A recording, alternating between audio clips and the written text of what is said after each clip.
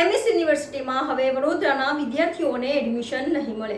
વડોદરાની MS university દ્વારા હવે વિદ્યાર્થીઓને એડમિશન નહીં મળે તેવી જાણ હતા. કોમર્સ ફેકલ્ટી ખાતે હું પણ વડોદરાનો વિદ્યાર્થી છું, મારે પણ એમએસ યુનિવર્સિટીમાં ભણવું છે તેવા પોસ્ટર લગાવવામાં આવ્યા છે.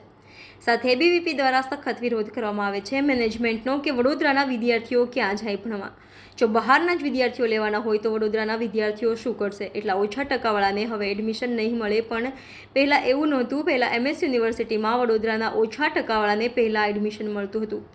એકાએક તંત્રએ આવું કેમ કરવું પડ્યું, જેથી વડોદરાના વિદ્યાર્થીઓ ચિંતામાં મુકાયા છે. જ્યારે એબીવીપીના અક્ષય રબારીએ તંત્ર પર આકરા પ્રહાર કર્યા હતા.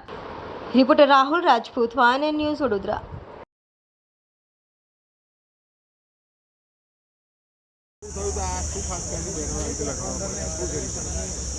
છેલ્લા ઘણા સમયથી આમ તો જોવા જઈએ તો 2 વર્ષથી આ વિષય ચાલી રહ્યો છે. જે સમયે એડમિશન શરૂ થાય તે સમયે તંત્ર જાગે છે, યુનિવર્સિટી તંત્ર, અને એકના એક વિષય પર છેલ્લા 2 વર્ષથી આ કામ ચાલી રહ્યું છે કે લોકલ લોકોને એડમિશન નહીં. આવો વિષય લઈને તંત્ર દ્વારા નવા નિયમો દર વર્ષે બનાવવામાં આવે છે. ગયા વર્ષે પણ એબીવીપીનો વિરોધ કર્યો હતો.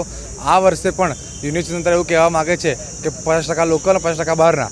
તો એબીવીપી એના વિરોધમાં આવ્યું છે કે જ્યારે રાજા દ્વારા આ યુનિવર્સિટી ભેટમાં આપવામાં આવી હતી, રાજા સમયે એ વિચાર્યું હતું કે વડોદરાનો યુવાન બહાર ના જાય અને પોતાના ઘર આંગણે અને પરિવાર સાથે રહીને જ ભણે.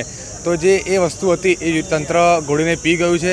આની પર કોઈ જવાબ આપવા માગતું નથી યુનિવર્સિટી. તો એબીવીપીની એ જ માંગ છે કે પહેલાં જે નિયમ હતો રાજા દ્વારા બનાવવામાં આવ્યો હતો અને યુનિવર્સિટી બનાવ્યો હતો એના એ કાયદા પર યુનિવર્સિટી લાગુ રહે. જો યુનિવર્સિટી દ્વારા કોઈ પણ જવાબ આપવામાં નથી આવતો તે માટે એને ઊંઘમાંથી ઉઠાડવા માટે થઈને આવા પોસ્ટરો લગાવવામાં પડે છે યુનિવર્સિટીમાં કે યુનિવર્સિટી તંત્ર જાગે, આની પર ધ્યાન આપે અને વિદ્યાર્થીઓને હિતવાનો જવાબ આપે એવી માંગ છે અમારી. અક્ષય રબારી, એબીવીપી, વડોદરા વિભાગ સંયોજક.